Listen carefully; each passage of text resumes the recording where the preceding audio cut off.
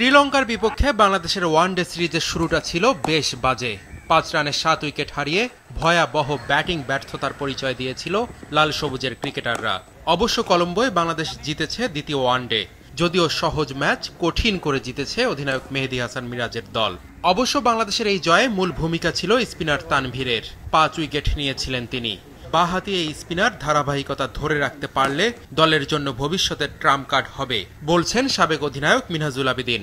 যথেষ্ট confidently bowling করেছে এবং ইনিশিয়ালি মার খাওয়ার পরেও প্রথম দুটো ওভার তো খুব একটা ভালো বোলিং করতে পারে না, তারপরে যে কামব্যাক করা ইট ইজ ট্রিমেন্ডাস এফোর্ট এবং আমি মনে করি কন্টিনিউ এই প্রসেসটাই ওকে আন্তর্জাতিক ক্রিকেটে ভালো করার জন্য যথেষ্ট ভালো পথ দেখাবে। প্লেয়াররা যদি কনফিডেন্টলি ওই পার্টিকুলার ডেতে নিজের সেরাটা দিতে পারে, আশা করছি যে সিরিজ অবশ্যই আমরা জিততে পারবো। কিন্তু এই জায়গায় যেহেতু একই ভেন্যুতে খেলা না, আবার পালেকালিতে খেলা, নতুন করে অ্যাডজাস্ট করতে হবে। পালেকালির উইকেটটা কিন্তু একটু ফাস্ট এবং একটু বাউন্স একটু বেশি, তো এই জায়গায় কিন্তু adjustment very very important.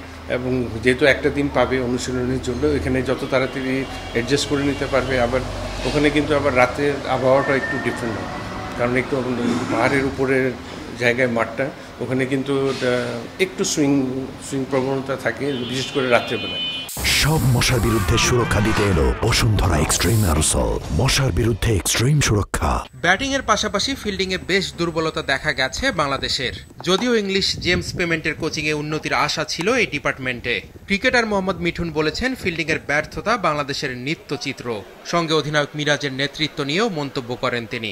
As a fielding unit কখনোই ইন্টারন্যাশনাল লেভেলের ছিলাম না, তো ওইটা ইমপ্রুভ হতে সময় লাগবে। সব কিছু ওভারনাইট চেঞ্জ হয়ে যায় না, তো আমি শিওর যে কোচ এগুলো নিয়ে কাজ করছে। না, ও তো আসলে এজ লেভেল থেকেই ক্যাপ্টেন্সি করার হ্যাবিট আছে। আর আমি যেটা মনে করি, ওর ম্যান ম্যানেজমেন্ট কোয়ালিটি খুব ভালো, মাশরাফি ভাইয়ের মধ্যে যেটা ছিল। তো আমার মনে হয় যে ও ভালো করবে। শ্রীলঙ্কার বিপক্ষে তৃতীয় শেষ ওয়ানডের আগে ইনজুরিতে পড়েছেন নাজমুল হোসেন শান্ত। সে জায়গায় লিটন সুযোগ পেলে কেমন করতে পারেন তিনি। লিটনের একটা জিনিস দেখবেন যে ওর ব্যাটিংয়ের সাথেও কিন্তু ওর উইকেট কিপিং, ওর কিপিংটা কিন্তু এখন ওয়ান অফ দ্য বেস্ট।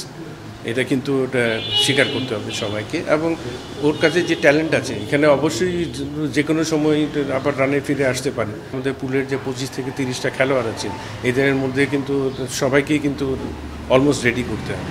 যে ফর্মে নাই, ফর্মে আনার কাজটা তো টিম ম্যানেজমেন্ট। সফরে শ্রীলঙ্কার বিপক্ষে বাংলাদেশের তৃতীয় ও শেষ ওয়ানডে পাল্লেকেলেতে হবে মঙ্গলবার।